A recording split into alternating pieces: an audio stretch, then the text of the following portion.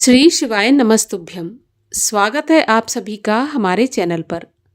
आज के इस वीडियो में आप सुनेंगे सोमवार के व्रत की कथा।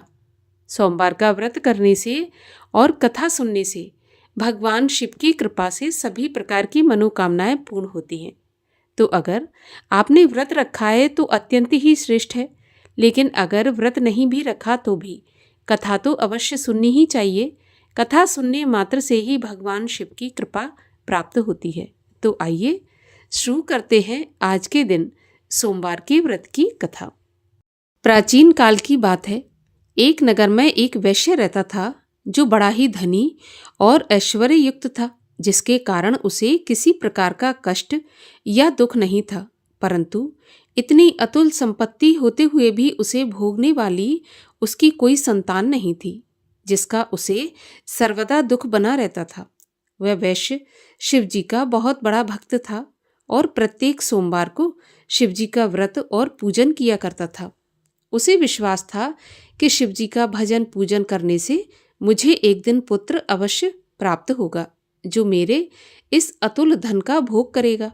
ऐसा मन में विचार कर वह प्रत्येक सोमवार को व्रत करता और सायंकाल शिवजी के मंदिर में जाकर दीपक जलाया करता था तथा बड़ी भक्ति से मधुर पाक व्यंजन बनाकर शिवजी को भोग लगाकर स्वयं प्रसाद लेता और पत्नी को देता था। उसे ऐसा करते देख भक्त वत्सला देवी पार्वती से रहा नहीं गया और वे शिवजी से बोली, हे महाराज, ये वैश्य प्रत्येक सोमवार को आपका व्रत करके सायंकाल दीपक जलाता और इस प्रकार बड़ी भक्ति भावना से पूजन करता है, अतः आप इसके दुख का निवारण शीघ्र क्यों नहीं करते। तब पार्वती जी के सुंदर वचनों को सुनकर शिवजी बोले, देवी, इस वैश्य के पुत्र नहीं है, यह इसके पूर्व जन्मों का ही फल है। देवी, यह जगत तो कर्ममय है। मनुष्य कर्म के बंधनों से बंधा हुआ यहाँ आता है तथा अपने अपने कर्मों के फलों को भोगता है। उसी प्रकार यह वैश्य भी पूर्व जन्म के कर्म के कारण इस जन्म में निसंतान होकर दुख उठा रहा है। शिव जी के ऐसे उपदेशात्मक वचनों को सुनकर भी पार्वती जी नहीं मानी और कहने लगी, हे ईश्वर, आप तो भक्त वत्सल हैं, फिर अपने भक्त पर दया क्यों नहीं करते, जबकि वह सदैव आपकी भक्ति प्रेम पूर्वक करता है। फिर आप उसे पुत्रवान करके उसके दुख का निवारण क्यों नहीं करते। यदि आप अपने भक्तों के दुख का निवारण नहीं करेंगे तो कौन आपका व्रत पूजन और सेवा करेगा। हे शिवजी, मेरा आपसे अनुरोध है कि आप कृपा करके उसे अवश्य ही पुत्रवान कीजिए। जब पार्वती जी शिवजी से ऐसा कहने लगी तो शिवजी बोले कि देवी, जब तुम ऐसा कहती हो तो मैं तुम्हारे कहने से उसे पुत्र का वरदान देता हूँ। यद्यपि उसके भाग्य में पुत्र का सुख तो नहीं है, यह तो केवल 12 वर्ष तक ही जीवित रहेगा, इसके पश्चात मृत्यु को प्राप्त हो जाएगा। भगवान शिव और माता पार्वती की ये सब बातें वह वैश्य सुन रहा था। इस प्रकार कुछ काल व्यतीत होने पर उस वैश्य की स्त्री गर्भवती हुई और 10वां महीना प्राप्त होने पर एक सुंदर पुत्र की प्राप्ति हुई, जिससे उसके घर में बड़ी खुशी मनाई गई। सब लोग अत्यधिक हर्षित हुए, परंतु उस वैश्य को कुछ विशेष सुख नहीं मिला, क्योंकि उसे तो यह ज्ञात था कि यह पुत्र 12 वर्ष बाद पुनः मृत्यु द्वारा ग्रसित हो जाएगा। इस प्रकार हंसी खुशी में वह 11 वर्ष का हो गया। एक दिन उसकी माता वैश्य से कहने लगी कि क्यों ना इसका विवाह कर दिया जाए। तो उसका पिता विचार करके कहने लगा कि अभी विवाह की क्या जल्दी है, अभी तो मैं इसे काशी जी पढ़ने के लिए भेजूंगा। स्त्री से ऐसा कह उस वैश्य ने बालक के मामा को बुलाया और उसे खूब सारा धन देकर बोला, अब तुम अपने भांजे को काशी जी ले जाओ और इसे विद्या अध्ययन कराओ। रास्ते में जगह जगह पर ब्राह्मणों को भोजन देते और यज्ञ करते जाना। इस प्रकार वे दोनों मामा भांजे जगह जगह पर ब्राह्मणों को भोजन देते और यज्ञ करते हुए एक नगर में पहुंचे। वहां के राजा की कन्या का उस दिन विवाह था।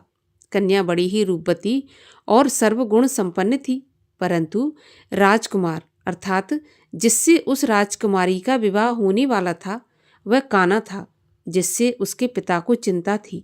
परंतु जब उसने वैश्य के पुत्र को देखा जो कि बड़ा रूपवान था, तो वह विचार कर उसके मामा से कहने लगा कि थोड़ी देर के लिए आप अपने भांजे को मुझे दे दीजिए तो आपकी बड़ी कृपा होगी। थोड़ी ही देर की बात है, विवाह हो जाने के पश्चात इसे हम वापस कर देंगे और आपको बहुत सारा धन देंगे। फिर तो बालक के मामा ने स्वीकार कर लिया। वर का पिता उसे वर बनाकर मंडप में ले गया और विवाह का समस्त कार्य बड़ी दक्षता से संपन्न किया। परंतु जब लड़का सिंदूर दान करके लौटने लगा तो उसने कन्या की साड़ी के आंचल पर लिख दिया कि हे भामिनी, तुम्हारा विवाह मुझ वैश्य के पुत्र से हुआ है और अब मैं काशी पढ़ने जा रहा हूँ, परंतु जिसके साथ तुम्हें विदा किया जाएगा वह एक आंख से काना है और वह तुम्हारा पति नहीं है। इस प्रकार विवाह कार्य संपन्न होने पर विदा की बेला पर जब राजकुमारी ने अपनी साड़ी पर कुछ लिखा देखा तो उसे पढ़कर उसने राजकुमार के साथ जाने से मना कर दिया और बोली, ये मेरा पति नहीं है, मेरा पति तो एक वैश्य का पुत्र है जो इस समय काशी जी में पढ़ने के लिए गया है। फिर तो राजकुमारी की ऐसी बात सुन उसके माता पिता अत्यंत ही आश्चर्य में पड़ गए और राजा अर्थात वर के पिता की चालाकी से अत्यंत दुखी हुए। कन्या को विदा नहीं किया और बारात बिना कन्या के ही वापस लौट गई। उधर वह वैश्य का पुत्र तथा उसका मामा दोनों काशी जी पहुंचे तथा बालक ने अपना अध्ययन प्रारंभ कर दिया और उसके मामा ने यज्ञ करना प्रारंभ कर दिया। इस प्रकार कुछ दिन व्यतीत होते हुए लड़के की अवस्था 12 वर्ष की हो गई। उस दिन यज्ञ हो रहा था कि उस बालक ने अपने मामा से कहा कि आज मेरी तबीयत कुछ ठीक नहीं है और मैं अंदर सोने जा रहा हूँ। ऐसा कहकर वह जाकर सो गया, परंतु उसके सोने के थोड़ी ही देर बाद उसके मामा ने आकर देखा तो वह देखता है कि भांजा तो मरा पड़ा है, जिससे वह अति दुखी हुआ। अब परंतु यज्ञ हो रहा था इसलिए वह यज्ञ विध्वंस के भय से चुप रहा और जब यज्ञ कार्य समाप्त हो गया तथा सब ब्राह्मण चले गए तब वह खूब जोर जोर से रोने लगा।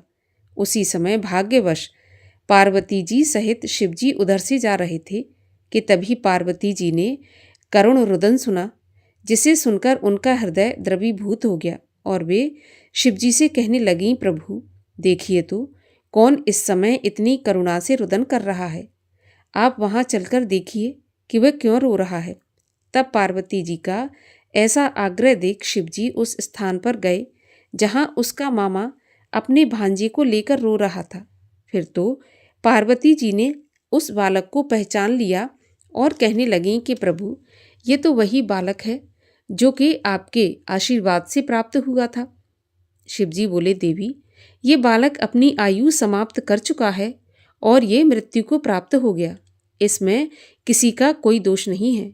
पार्वती जी ने कहा, प्रभु जैसे आपने इसे अब तक 12 वर्ष की आयु दी थी वैसे ही जीवन पर्यंत के लिए और आयु दे दीजिए, नहीं तो यह वणिक पुत्र के वियोग में मृत्यु को प्राप्त हो जाएगा। तब पार्वती जी के ऐसा कहने पर शिवजी ने वणिक पुत्र को जीवित कर दिया। इस प्रकार वह शिवजी के वरदान से जीवित हो गया और शिव पार्वती पुनः अपने धाम को चले गए। फिर कुछ दिनों के पश्चात वह बालक अपने मामा के साथ अपने नगर की तरफ चल पड़ा। चलते चलते पुनः उसी नगर में आया जिस नगर में राजकुमारी के साथ उसका विवाह हुआ था। वहां पहुंच उसने यज्ञ करके ब्राह्मण भोजन दिया, जिससे भोजन करके जाते हुए पंडितों द्वारा राजा को यह खबर लगी कि काशी से कोई वैश्य पुत्र आया है जो यज्ञ करके ब्राह्मण भोजन करा रहा है। राजा उसे देखने के लिए गया और वहां पर उसने स्वयं अपने जामाता को देखा तो अति प्रसन्न होकर आदर के साथ अपने महल में ले आया और कुछ दिन तक रखकर खूब आदर सत्कार किया और इसके बाद पुत्री को खूब दान दहेज सहित उसके साथ विदा कर दिया। तब वह वणिक पुत्र स्त्री सहित मामा के साथ अपने नगर को चल पड़ा। जब वे घर के थोड़ा नज़दीक आए तो मामा ने कहा कि मैं जाकर पहले अपनी बहन को तुम्हारे आने की खबर देकर आता हूँ, जिससे कि वे वधू सहित तुम्हारा स्वागत करें। इधर वह वैश्य अपनी स्त्री सहित छत पर जा बैठा था कि यदि मेरा पुत्र काशी से लौटकर नहीं आएगा तो हम लोग यहीं से कूदकर अपने प्राण दे देंगे। परंतु जब मामा ने आकर कहा कि आपका पुत्र कुशलता से अपनी पत्नी सहित आ रहा है, आप लोग विधिवत उसका स्वागत कीजिए। मामा की ऐसी बात सुनकर वे लोग अति प्रसन्न हुए और बड़े आदर के साथ पुत्र वधू का स्वागत किया और अति प्रसन्न हो सोमवार व्रत करके शिवजी का विधिवत पूजन और वंदन किया। जो मनुष्य सोमवार का व्रत करके शिवजी का पूजन करता है और इस कथा को पढ़ता या सुनता है, वह सभी कष्टों से छूटकर अपने समस्त मनोरथों को पाता है। बोलिए भगवान शिव की जय। श्री शिव चालीसा। जय गणेश गिरिजा सुवन, मंगल मूल सुजान। कहत अयोध्या दास तुम, देहु अभय बरदान। जय गिरिजापति दीन दयाला, सदा करत संतन प्रतिपाला। भाल चंद्रमा सोहत नीके, कानन कुंडल नागफनी के। अंग गौर सिर गंग बहाए, मुंड माल तन छार लगाए। वस्त्र खाल बाघंबर सोहे, छवि को देख नाग मुनि मोहे। मैना मात की हवे दुलारी, वाम अंग सोहत छवि न्यारी। कर त्रिशूल सोहत छवि भारी, करत सदा शत्रुन क्षयकारी। नंदी गणेश सोहे तह कैसे, सागर मध्य कमल हो जैसे। कार्तिक श्याम और गणराऊ, या छवि को कही जात न काऊ। देवन जब ही जाए पुकारा, तब ही दुख प्रभु आप निवारा। किया उपद्रव तारक भारी, देवन सब मिल तुम ही जुहारी। तुरत षडानन आप पठायो, लव निमेष महे मार गिरायो। आप जलंधर असुर संहारा, सुयश तुम्हार विदित संसारा। त्रिपुरासुर सन युद्ध मचाई, सबहि कृपा कर लीन बचाई। किया तपहि भागीरथ भारी, पुरब प्रतिज्ञा तासु पुरारी। दानिन मह तुम सम कोई नाही, सेवक अस्तुत करत सदाही।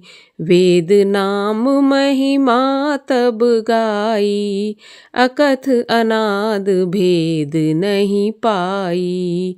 प्रगटी उदथ मंथन में ज्वाला, जरत सुरासर भये विहाला। कीन्ही दया तह करी सहाई, नीलकंठ तब नाम कहाई। पूजन रामचंद्र जब कीना, जीत के लंक विभीषण दीना। सहस कमल में हो रहे धारी, कीन परीक्षा तब ही पुरारी। एक कमल प्रभु राखे जोई, कमल नयन पूजन चह सोई। कठिन भक्ति देखी प्रभु शंकर, भय प्रसन्न दिए इच्छित वर। जय जय जय अनंत अविनाशी, करत कृपा सबके घटवासी। दुष्ट सकल नित मोहि सतावे, भ्रमत रहो मोहि चैन न आवे। त्राहि त्राहि मैं नाथ पुकारो, एहि अवसर मोहे आन उबारो। लै त्रिशूल शत्रुन को मारो, संकट से मोहे आन उबारो। मातु पिता भ्राता सब होई, संकट में पूछत नहीं कोई। स्वामी एक है आस तुम्हारी, आए हरहु मम संकट भारी। धन निर्धन को देत सदाही, जो कोई जाचे वो फल पाई। अस्तुत के ही विधि करो तिहारी, क्षमहु नाथ अब चूक हमारी। शंकर हो संकट के नाशन, मंगल कारण विघ्न विनाशन। योगी यति मुनि ध्यान लगावे, नारद शारद शीश नवावे। नमो नमो जय नमो शिवाय, सुर ब्रह्मादिक पार न पाए। जो यह पाठ करे मन लाई, तापर होत है शंभु सहाई। ऋनिया जो कोई हो अधिकारी, पाठ करे सो पावन हारी।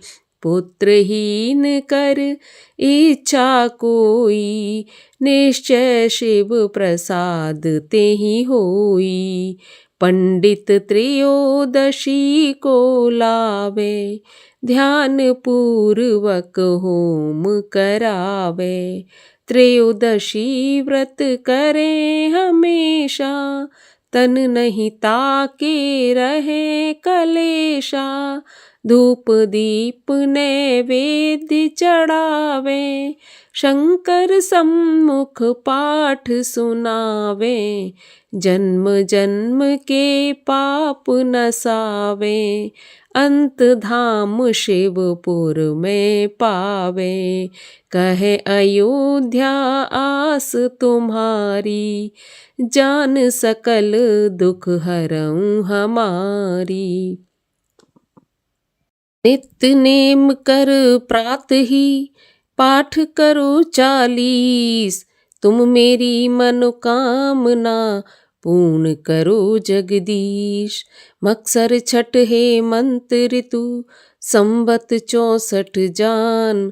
अस्तुत 40 शिवहि, पूर्ण कीन कल्याण।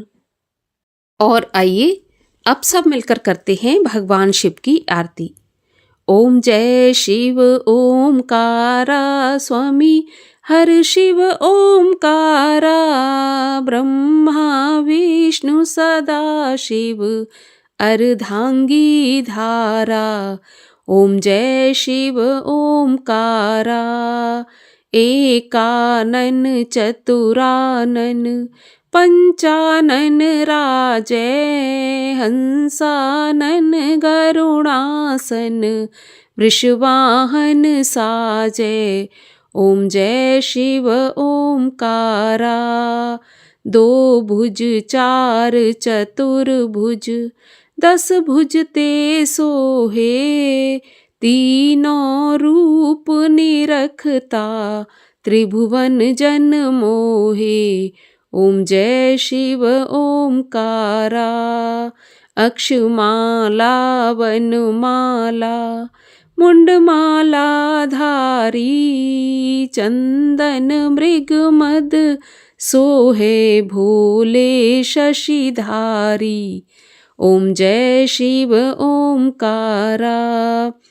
श्वेतांबर पीतांबर, बाघांबर अंगे। सनकादिक ब्रह्मादिक, भूतादिक संगे। ओम जय शिव ओमकारा। कर मैं श्रेष्ठ कमंडल, चक्र त्रिशूल धरता। जग करता जग हरता जग पालन करता। ओम जय शिव ओमकारा। ब्रह्मा विष्णु सदा शिव जानत अविवेका। प्रणवाक्षर के मध्य ये तीनों एका। ओम जय शिव ओमकारा। त्रिगुण शिव जी की आरती जो कोई जन गावे। कहत शिवानंद स्वामी मन वांछित फल पावे। ओम जय शिव ओमकारा। बोलिए शिव शंकर महादेव की जय।